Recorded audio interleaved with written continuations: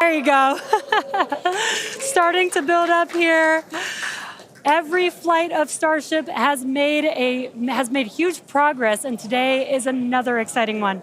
We're joined by StarShip, Raptor, and Starlink teams here with me today, and everyone is getting super excited for this flight test. So with that in mind, I expect it to get very loud in here soon. But for now, I'm going to hand it back over to you guys at Starbase for a quick look back at the flights that brought us here today.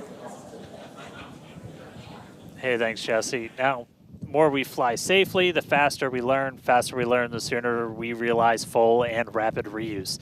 The previous 6 flight tests proved we're on the right track. Each one of those tests provides a ton of invaluable data and, of course, some pretty great views along the way. Oh, yeah. Every one of those tests informed the upgrades that are debuting on today's flight test.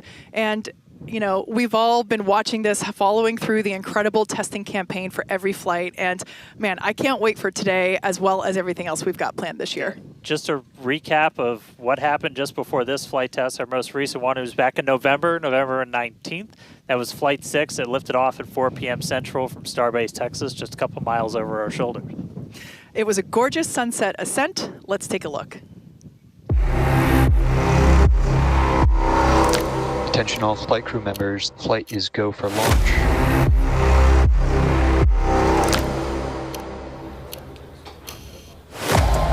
It's been just over a month since Flight 5. The goal is to get that turnaround time down to hours. We have liftoff.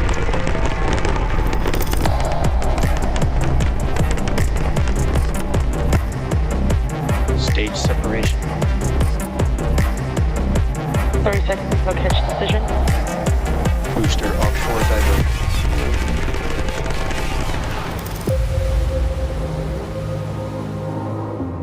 Tune in and watch the ship fly around planet Earth.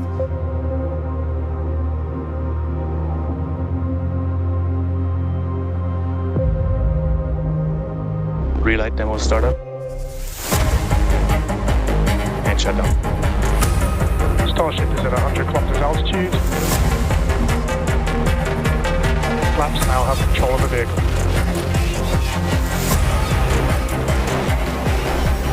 Starship has started the subsonic belly flop.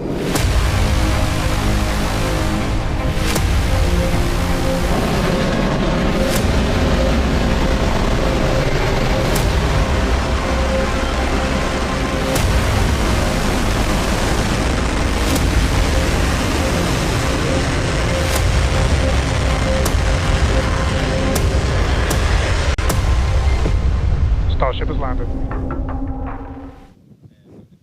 All right, now today's flight test is going to look pretty similar profile-wise to that last one and honestly the last couple. So everything starts off, as always, with liftoff. The Super Heavy igniting those 33 Raptor engines. Super Heavy going to power us through that initial ascent, get Starship on its way to space before we get to the hot stage maneuver. Exactly. The ship will then ignite engines while it's still attached to the booster. That will allow us to separate the 2 stages. That booster will leave a few engines on for that flip and return back here to Starbase for a catch at the launch tower. And while booster catch is blowing our minds, ship keeps going all the way to space, gets into its suborbital trajectory. Got a couple on-orbit things. We're going to deploy our first test satellites. Also going to relight a Raptor engine while in space. That all sets us up then for re-entry. As we have seen on the previous flights, courtesy of Starlink, that re-entry period gives us such gorgeous views. It's like, you know, just a rainbow flow of colors as the ship re-enters the Earth's atmosphere. The ship will relight its engines, perform a flip maneuver for a soft water landing in our targeted location in the Indian Ocean. And that will once again be daylight given our later launch window. So today's flight test will be launching the next generation of Starship.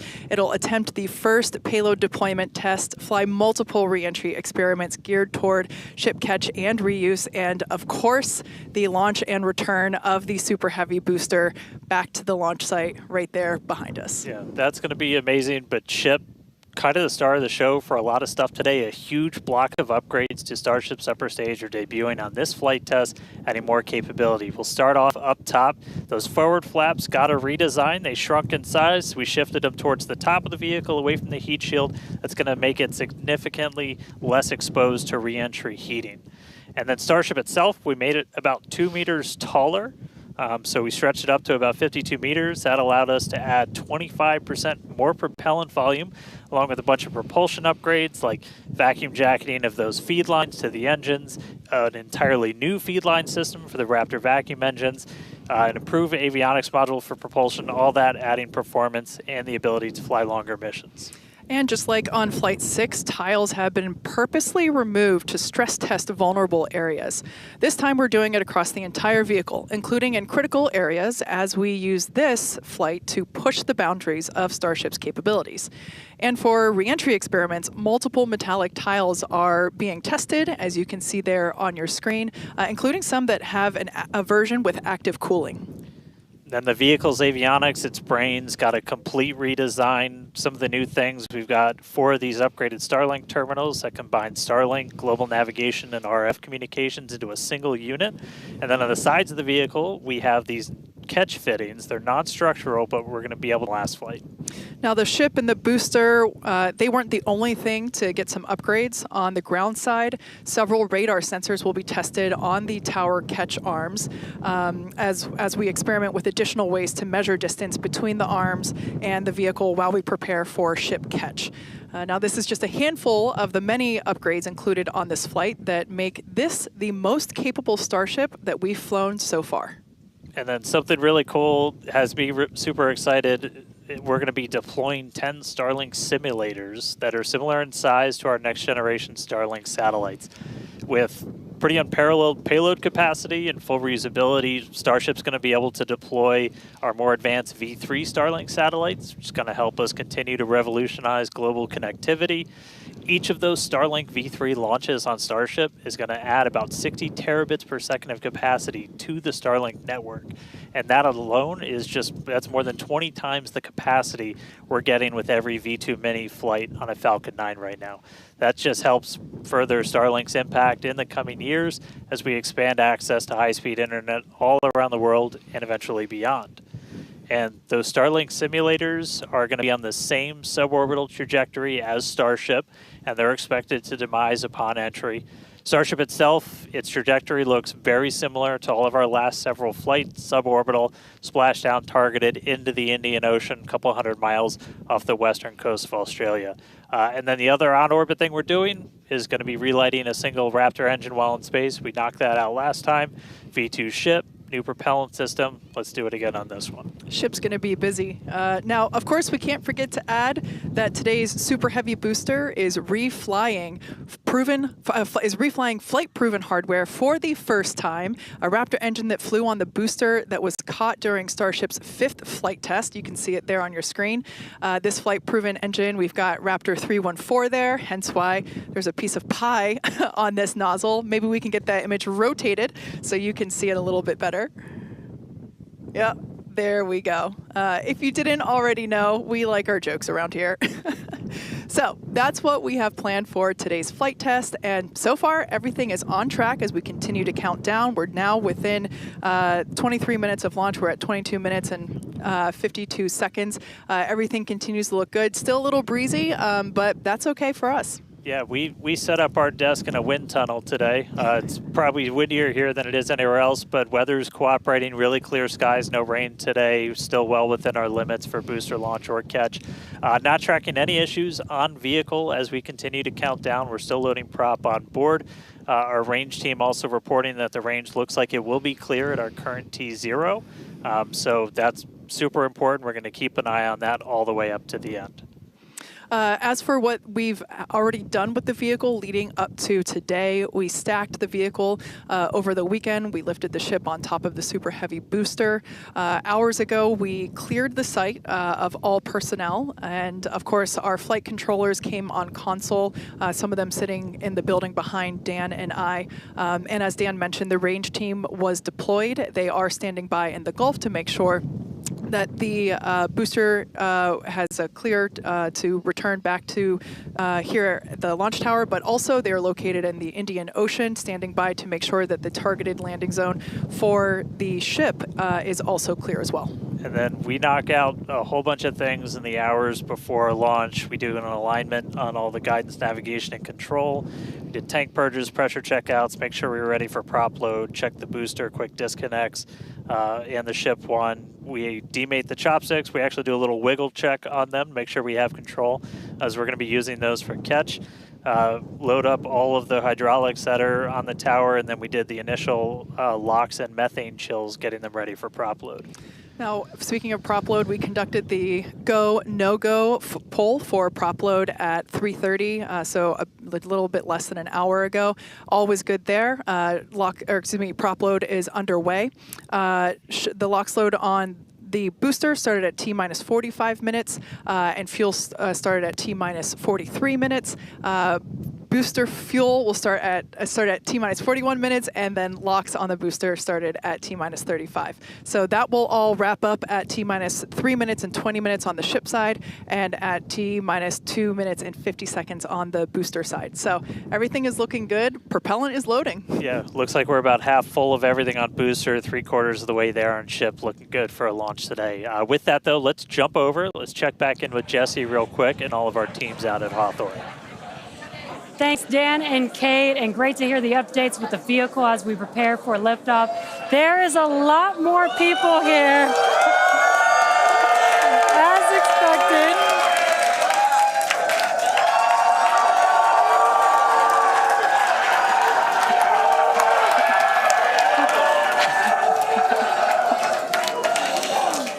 Love it.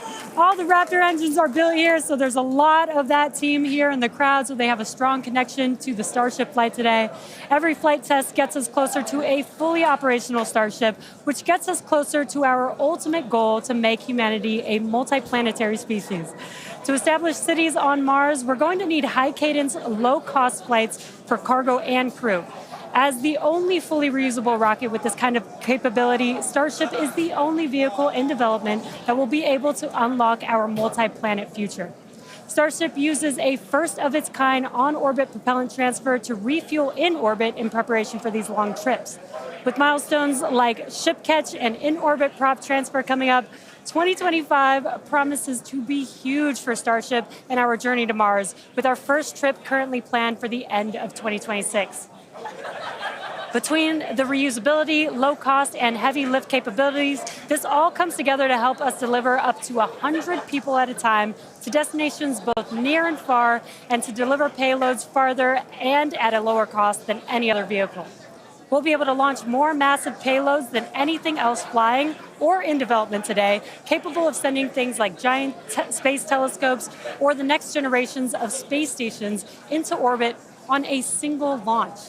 So while today's flight is just a test, the future is much closer than we realize. But one flight test at a time, so let's head back to Dan and Kate for a closer look at Starship.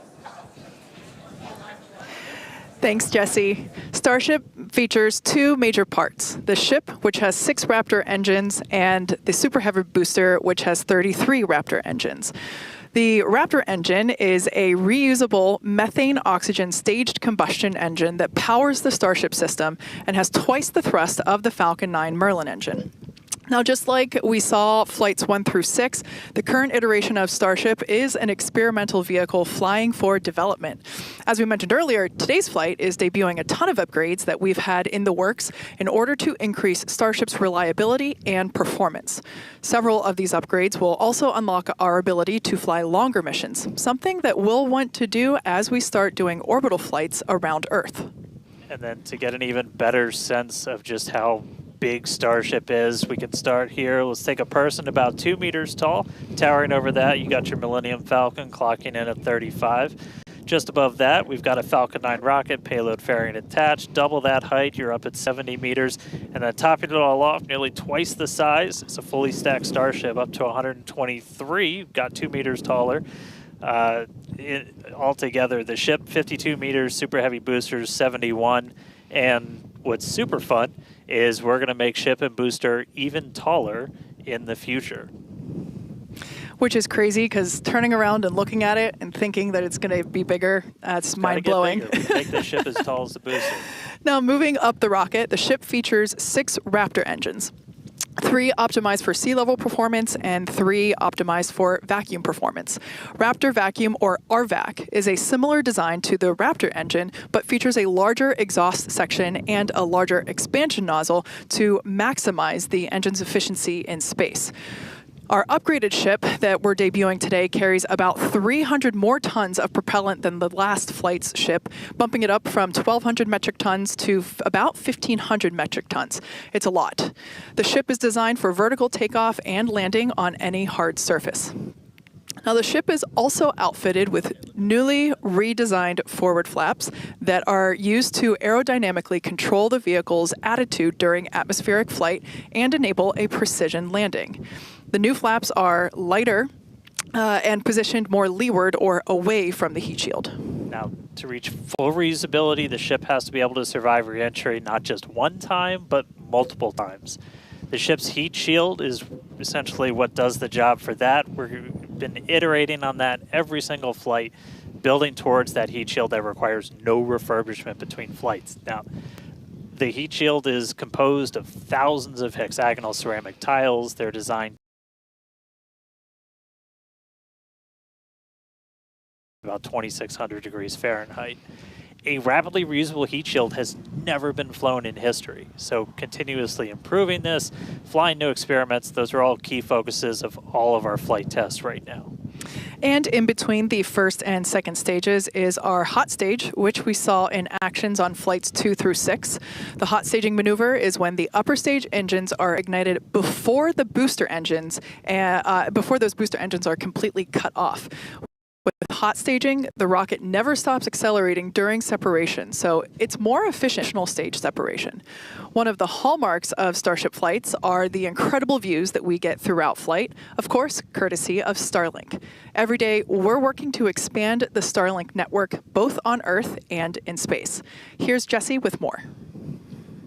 Fans of Starship may know that Starlink enables us to bring you lots of unprecedented views, both from space and here on Earth. In addition to the dozens of cameras on Starship itself, we also have mobile Starlink camera kits deployed in the Indian Ocean, connected to our aerial assets and all around Starbase, which all come together to help tell the incredible story of Starship, both on and off planet. Thanks to Starlink, Starship is capable of streaming more than 120 megabits of real-time, high-definition video and telemetry in every phase of flight, providing invaluable engineering data to help engineers rapidly iterate across all systems. And all of that streaming data will be put to good use with the more than 30 cameras on the vehicle for today's flight test. Starlink is the world's largest satellite constellation, operating in low Earth orbit to deliver high-speed, low-latency broadband internet, providing access to people around the world, many who have never had connectivity before. Starlink now serves more than 119 countries, territories, and other markets. And here at SpaceX, we've been developing Starlink's communication capabilities not just for humans on Earth, but for astronauts in space. Our recent Polaris Dawn mission, we deployed a high-speed internet connection in Dragon for the very first time. Here's a quick look at how that went. Starlink is an amazing confluence of programs at SpaceX. So we have a whole corner of the company that owns and operates a multiple thousand satellite constellation to provide internet to people on Earth. So Dragon was modified for Polaris Dawn to have a laser and a Star Trekker inside of the trunk. And then it will obtain internet, both uplink and downlink, through that laser link. And it's connected to a Wi-Fi router, just like you would have in your house. Getting online with Starlink was super easy. It was just like getting online at home, and even easier perhaps. It just connected automatically and then worked seamlessly. And then it was just internet in space. The Starlink performance on orbit blew us away. It enabled us to talk directly with mission control team, and it also enabled us two-way video connection with our families back at home. So it just was an incredible resource. One of my favorite memories is, all 4 of us in different parts of the spacecraft on phones with our earpieces talking to our families. Get to show them the perspective that we have of Earth, was very cool to bring them into the mission that way. I was able to show my kids and my husband, what it looked like to be floating in space. I got to show them out the window. Well, my husband even exclaimed that at one point we hung up the call and he called back and I answered and he was like, I called space. Starlink on Dragon is something that we want to include because we have this company within SpaceX that has space-based internet. So what not a better way to test space-based internet in space?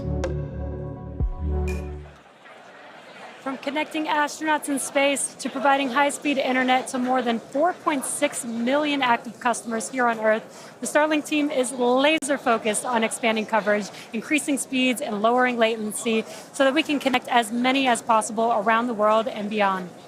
Last year, we activated Starlink in 27 new markets and are now covering a global area home to 2.8 billion people, including those who live in some of the most remote places on Earth.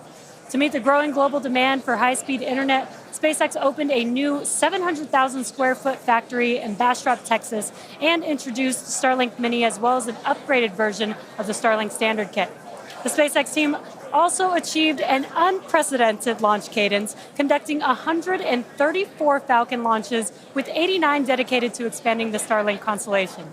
With each launch, Starlink adds more capacity to the constellation and continues to expand its coverage, connecting even more people in underserved and hardest to reach areas of the globe. Now, while our mission to connect the unconnected is far from complete, you can check out some of the Starlink team's highlights from 2024 and learn more about how our customers are furthering Starlink's impact around the world at starlink.com/stories. And a little bit closer to home, we do have a few updates for those impacted by the fires here in Southern California. So far, the Starlink team has provided about 1,350 free kits to fire departments and other disaster response organizations from down in Orange County all the way up to Malibu. That is in addition to applying free Starlink service for thousands of customers impacted by the fires all across the Los Angeles area. And just as critically, since enabling our direct-to-cell satellites with T-Mobile, more than 120,000 text messages have been sent, allowing those in impacted areas to reach loved ones, text 911, or receive emergency alerts. I've never been prouder to be an employee at SpaceX for moments like that where we can help the people and community around us. Make sure to follow at Starlink on X for updates as we continue to work with local response teams, and check out starlink.com/LA wildfires for more information on these efforts. But back to today's flight test, one of our objectives is to return the booster to the launch site where it will be caught by the tower as we did on flight test 5. So let's head back to Dan and Kate for a catch primer. Thanks, Jesse. We are now T-minus 8 minutes and 40 seconds until liftoff. Flight controllers on console there in the building just behind Dan and I. You can actually see the rocket in the distance at the pad 6 miles away. Our excitement is growing. I already am not sure if I'm going to be able to remain coherent after witnessing this, so looking forward to it. You'll be all right. You'll be all right. Just a quick status check. The ship fully loaded in its main tanks on LOX and fuel. We're going to load the header tanks, and booster is going to be closing out real soon as well. Let's talk about that second catch attempt, though. So we're going to use the tower's 2 gigantic robotic arms, call them the chopsticks, same thing we used to stack StarShip onto Super Heavy for all the integration ahead of a flight, and that's what we used to catch by moving stuff like landing legs from the booster to the ground side. It's a lighter booster, means you can carry more into space. Now, in a nominal operational scenario following liftoff and after the 2 stages separate in flight, Super Heavy will return to the launch site, reignite its engines to slow the vehicle down, and the tower's arms will catch the rocket booster. And just to get to this point, just like before, thousands of distinct vehicle pad criteria have to be met prior to that return and catch. We need healthy systems on the booster, healthy systems on the tower, and a manual command from our mission flight director for the day. If we don't send that command before the boost back burn ends, or if any of those automated checks kick us out, that's what happened on Flight 6, the Super Heavy booster will divert to an offshore trajectory, and it'll go out and do a landing burn and a soft splashdown in the Gulf of Mexico. Now, we have said it before, but it remains true today. We accept no compromises when it comes to ensuring the safety of the public and our team, and that return will only take place if the conditions are right. And one of the unique aspects of Starship flights is the return and the catch of that super heavy booster and the audible sonic boom that it comes with it in the area around the return location. General impact to anyone in the area is just a brief thunder-like noise, but it definitely lets you know it's coming. Oh, yeah. It's something our neighbors in Cape Canaveral, Florida, and Vandenberg, California have become accustomed to over the years, and now we're bringing the boom to Boca. So here's a peek of what to expect.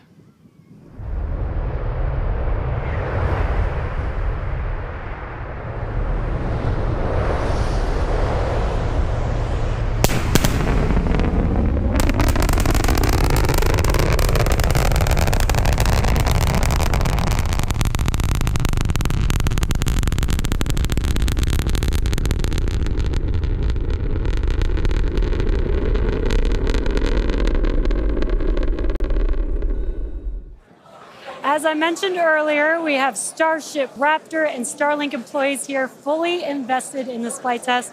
And of course, many other SpaceX employees also here across our site supporting their teams, their teammates. Every flight test has been pretty unique, and we're all very excited for another round of firsts, but I'm pretty sure the crowd is looking forward to potentially watching those chopsticks catch another booster. So let's see how excited they are to...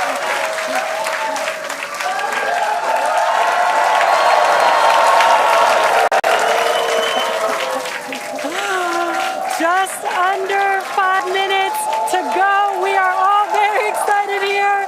We're going to send it back to you at Starbase for the final minutes of the countdown. Kate and Dan. All right, thank you, Jesse. So if you just tuned in under 5 minutes ago, you picked the right time to do it. Just a quick status check. So we're almost fully loaded on the booster. We'll be fully loaded on the ship, fully loaded on the booster coming up soon. Our range team just reported that we're looking go in the range. That's super important. Great Our news. security guys, Mike, Kyle, Nick, the whole team out there in the elements, making sure everything's clear, doing a fantastic job. And we are coming up on 4 minutes and looking good for launch. Yeah, certainly exciting.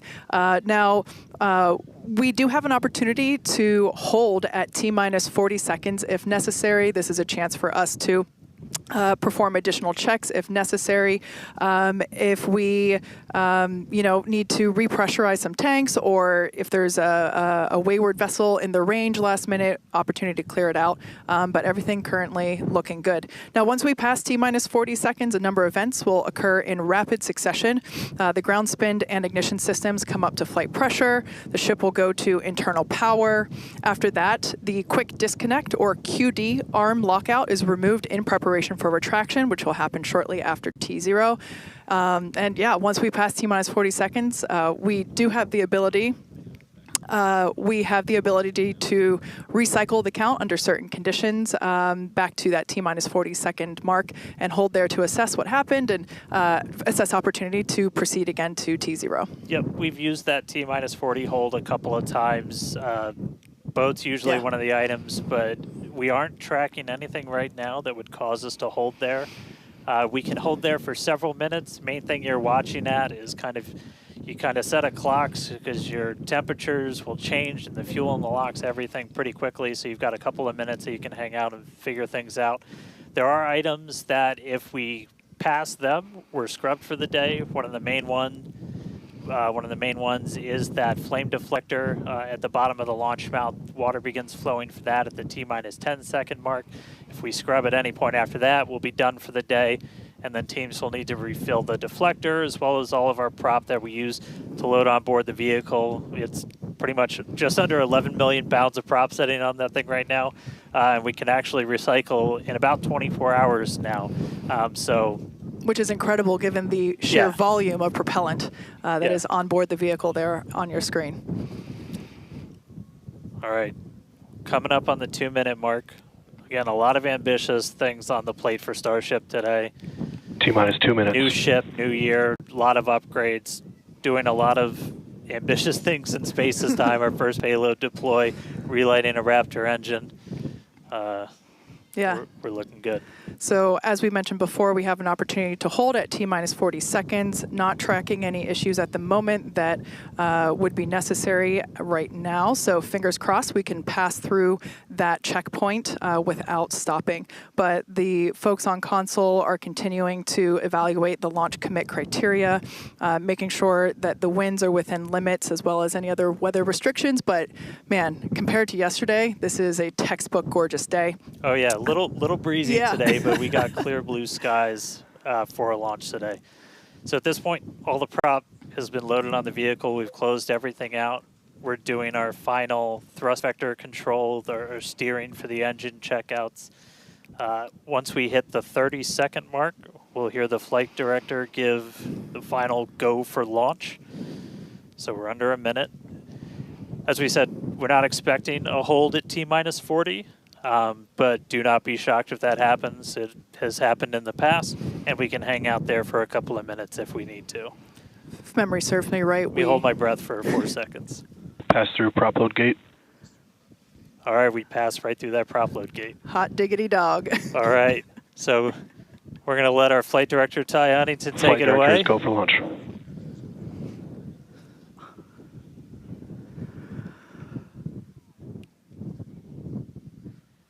And 20 seconds.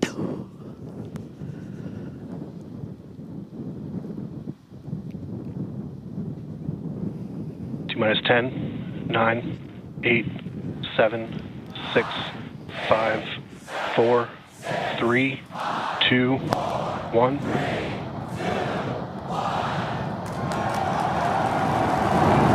We have liftoff.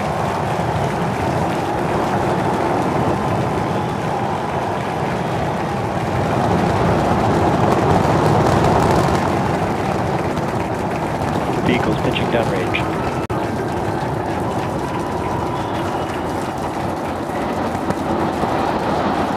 Booster chamber pressure is nominal.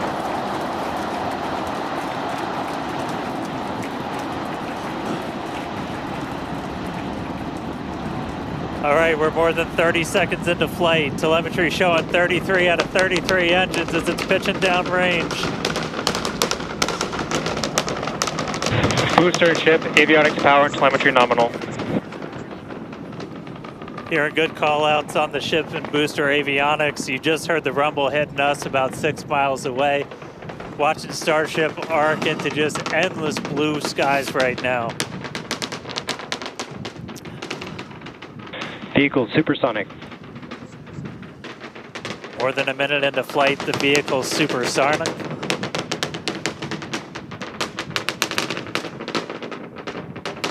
Max Q. So we just passed through max Q. That's the greatest stress the vehicle's going to experience on the way uphill. Reminder that all of our teams down here on the ground are now looking at systems on the tower. They just did a manual check through. That's going to inform that manual flight director's decision. Next moment coming up, though, is going to be hot staging. Don't take your eyes off it. It's one heck of a light show. What a gorgeous ascent. 6 ship engines getting ready to ignite. That's going to happen while we're still attached. We can still see the ship's engines from the ground.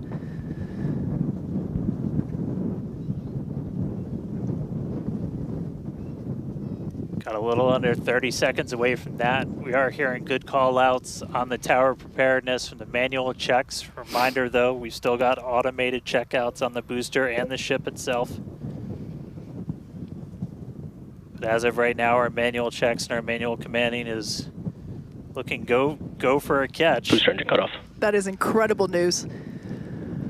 We just heard the call out for booster engine cut off. Engine startup. Most engines cut off, down to those Stage middle separation. 3. Cruise port press startup.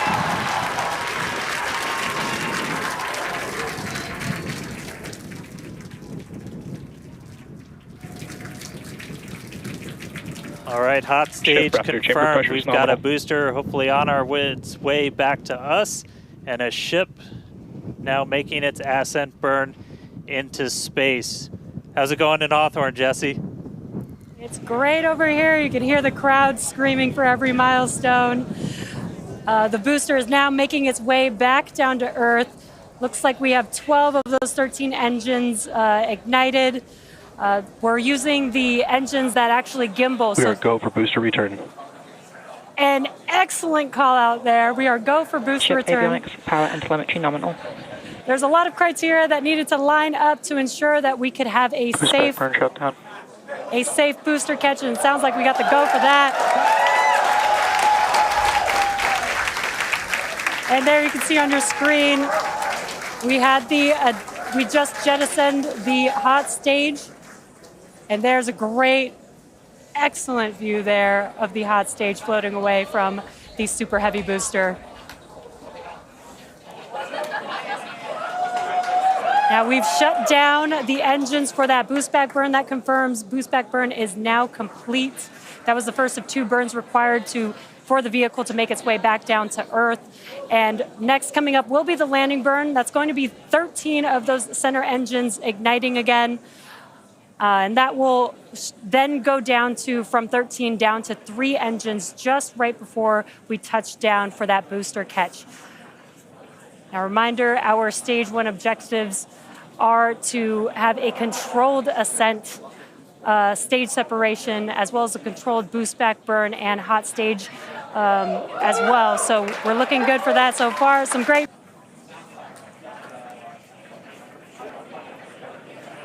Now, Starship's ship is still firing its engines right now. Starship trajectory nominal. And great call outs. Starship trajectory is nominal. You can follow along the telemetry, the altitude in the bottom left-hand corner for the super heavy booster, as well as the bottom right-hand corner for the ship. And these views are just amazing.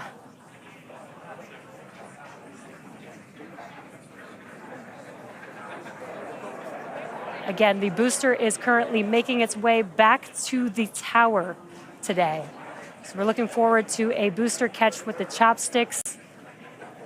And in the meantime, you can see those grid fins there, helping to control the vehicle and guide it back to its landing site. Booster FTS is saved. Now with that, we're gonna hand it back. How's it going over there, Dan and Kate? How are you doing, Kate? Seeing that in person?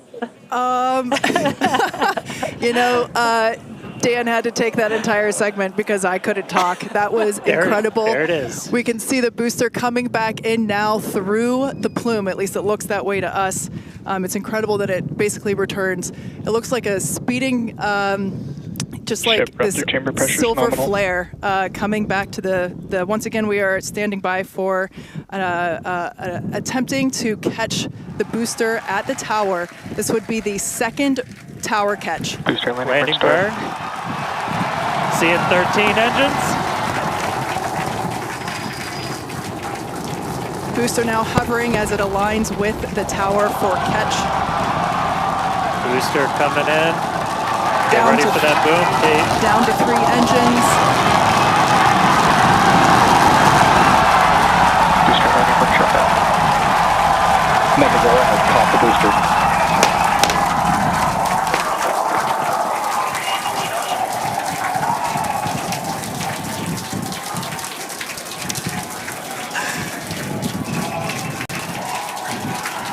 You heard it here, Megazilla has caught the booster. Once again, for the second time, a successful catch by the launch tower. This is the same tower, the launch pad, where that booster took off from just 7.5 minutes ago. Great view from the chopstick arms, looking at those hypersonic grid fins that steer the booster for that precision landing. It almost looks like it's flapping its wings. Yeah, you can see just how small that catch fitting is, too, on something that's just so massive. That was absolutely insane. Meanwhile, we're not done, but wait, there's more. Wow, that is just absolutely stunning. And this, of course, a gorgeous view there from the tower looking down at the top of the booster.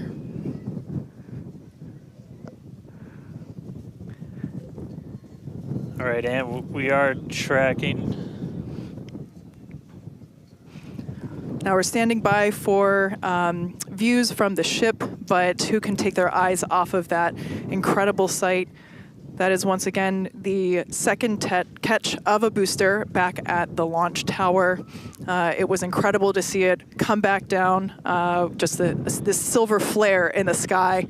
And we can still see the launch plume behind us, and wow, that we definitely I can't speak for you, Dan, but that was very moving for me. Yeah, and right now you can see some of the telemetry on those ship engines has gone out, and we're waiting for an update on what our ship status is. We were approaching that ship engine cutoff time, so just waiting to hear. So obviously we've got booster back, booster on the launch tower in the chopstick arms, but we are waiting to get an update now on the ship. As we were expecting ship engine cutoff about 40 seconds ago. We saw some of those engines start to go out prior to that point. And so right now we are just standing by to try and get the latest word on where we are with ships. So stick with us for just a couple of minutes as we wait to hear some updates. Now, if you just recently joined us, you might want to hit rewind and go back about 9-10 minutes ago to when StarShip lifted off from the launch tower that you see there. We had a gorgeous ascent followed by a stage separation where the ship separated from the super heavy booster. The booster performed a flip maneuver and returned back to the Gulf Coast here. There you can see it on your screen. Obviously a successful catch back at the launch tower, which is something that we were all hoping to see and really couldn't ask for a more beautiful background with those blue skies and blue water there. As Dan said, we are standing by for an update on the ship that had ignited its engines and started making its way up to space. So standing by for more info on that.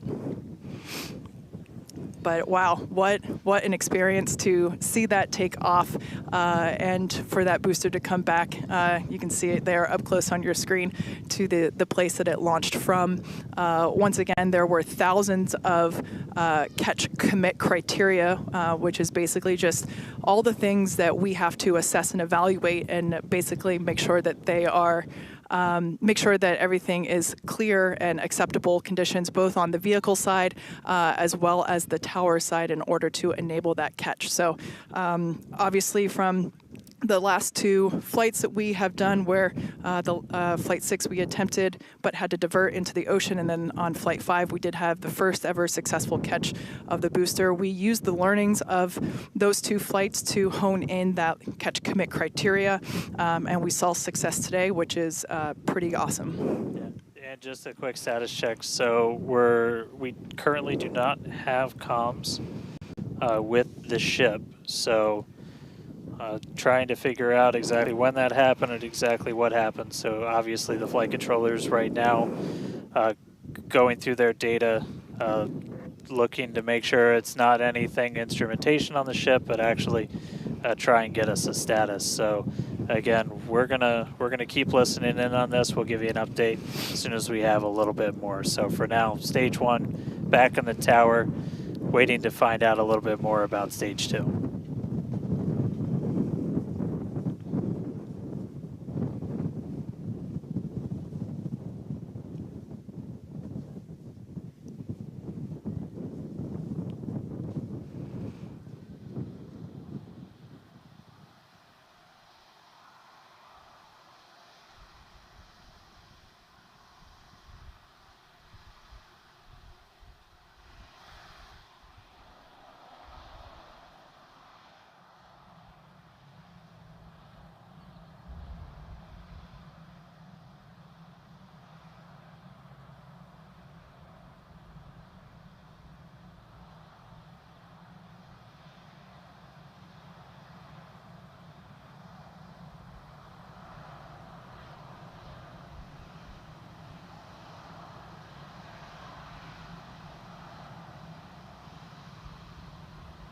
All right. So if you are just tuning in, we caught a booster, but we are still waiting to find out a little bit more on the ship. So it had successfully separated. We did that hot staging maneuver. We did see all 6 of ship's engines on the way uphill during its ascent. But as we were getting to the end of that ascent burn, we saw engines dropping out on telemetry, and we have since lost contact with the ship. So again, we're still listening in on the loops, trying to figure out how much we can get right now. But again, stick with us. We'll bring you updates as soon as we hear them.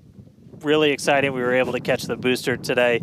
Obviously, we want to get the ship all the way over to the Indian Ocean.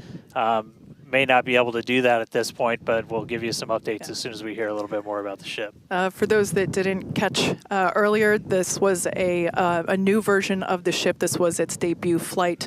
So a lot of learnings here for sure as we continue to tune in and listen in with the teams and try to gather more information to understand where we stand with the ship. But as Dan mentioned before, teams are trying to make sure that it's not an instrumentation error.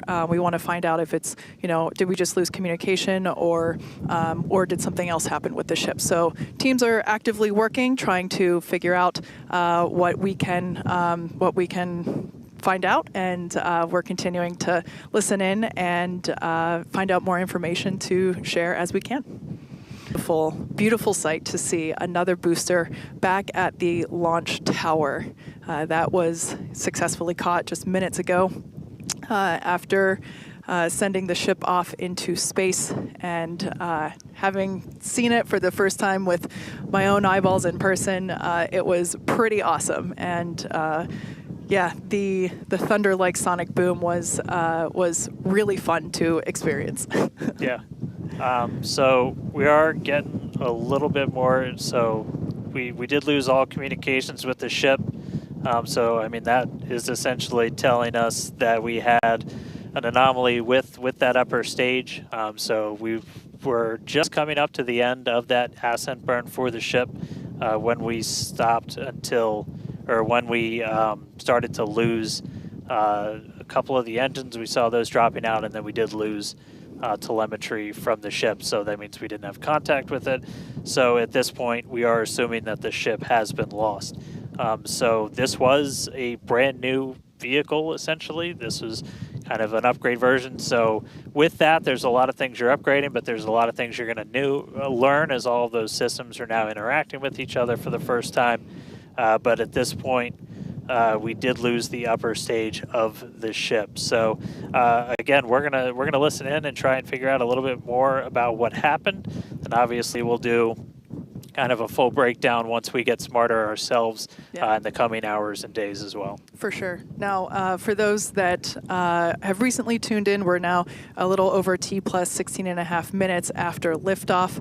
We do believe that we have lost the ship during its ascent phase. It's successfully separated from the Super Heavy booster, but during that ascent phase, a couple of the engines dropped out, and then shortly thereafter, we lost communication with the vehicle. So we are assuming that we have lost the ship, but we are standing by to confirm that, and once we can, we will. But this was a new version of the ship, of StarShip, and it was intentionally designed and flown in order to basically test the envelope, as we have done with every one of these test flights, the keyword there being test, and really trying to understand the boundaries and the maximums for the ability of this vehicle to fly and understand where those boundaries are. So we always knew that excitement is guaranteed today, success not guaranteed. And so yeah, we are standing by to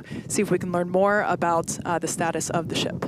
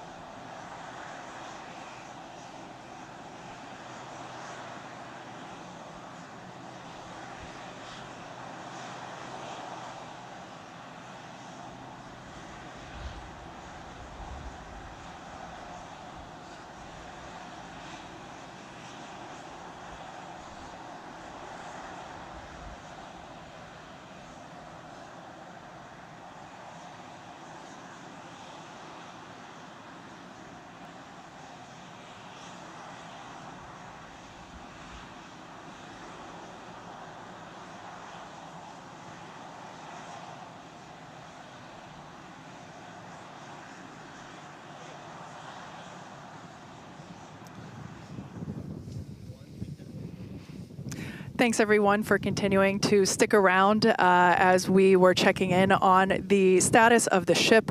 At this point in time, we can confirm that we did lose the ship. However, StarShip, the total vehicle, did have an on-time liftoff at 4:37 p.m. Central Time from the launch pad just behind us at Starbase Texas. Gorgeous ascent and successful stage separation. The booster pushed the ship off, and the ship disconnected during that stage separation. The booster came back for a successful, the second ever booster catch at the launch tower, which was pretty incredible to see. Yeah, it was great to see the booster come down, but we are obviously bummed out about ship. It looked like we lost contact with it a little under 8.5 minutes into flight. That's roughly when you start to get to that main engine cutoff. We obviously need to go through all the data. It's going to take some time. In the next hours, days, we're going to figure out exactly what happened, come back, fly the next one, get even farther. Reminder, it's a test. It's a flight test. It's an experimental vehicle. So we'll figure out what ended our day today and make sure it doesn't end our day tomorrow. So we need to tune in there as we learn what happened. We'll be ready to share it. Exactly. So for now, we are going to wrap up our webcast. We'd like to thank the folks in the county for supporting the launch, as well as the agencies that enable us to launch, and of course to our viewers for tuning in. And thank you, Kate, for coming down, doing this with me. It was great to have you here. I'd do it again in a heartbeat. All right. Well, that'll do it for us. We'll see you guys at the next StarShip flight test.